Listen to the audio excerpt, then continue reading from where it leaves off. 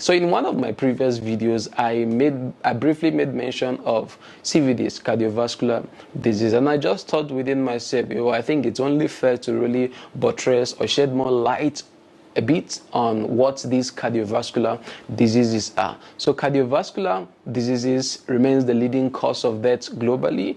Data reveal that a whopping 17.9 million people were killed as a result of CVDs and in 2019.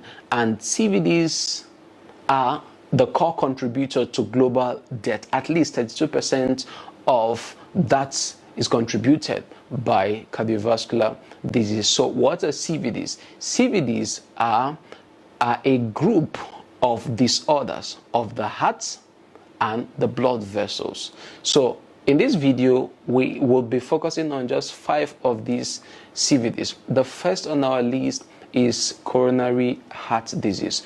Coronary heart disease are actually diseases that affect the blood vessels supplying the heart muscles. That's why in movies such as The Residence, you could hear a surgeon or a medical doctor working in the ER or emergency room saying that this particular patient would not survive because the heart is no longer pumping the necessary blood or oxygen required in order to allow for circulation and allow for better movement. The second on our list is cerebrovascular disease.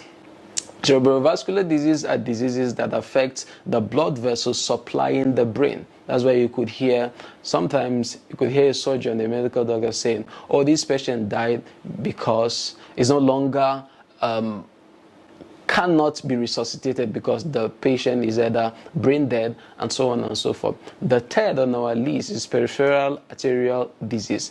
So peripheral arterial disease are diseases that affect the blood vessels supplying the arms and the leg. That's why one could hear people saying that, oh, this person was actually amputated.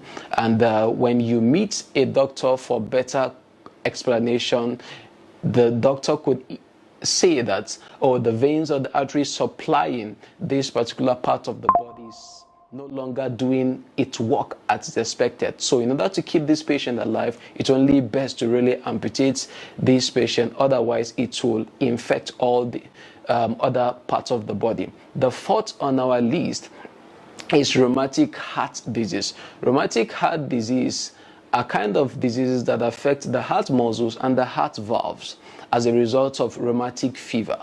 And this rheumatic fever is engineered by a bacteria known as streptococcal. I'm going to put the spelling of streptococcal on the screen. The name is just wonderful. So the last on our list is congenital heart disease. Congenital heart disease are more like a birth defect that affects the development and the functioning of the heart.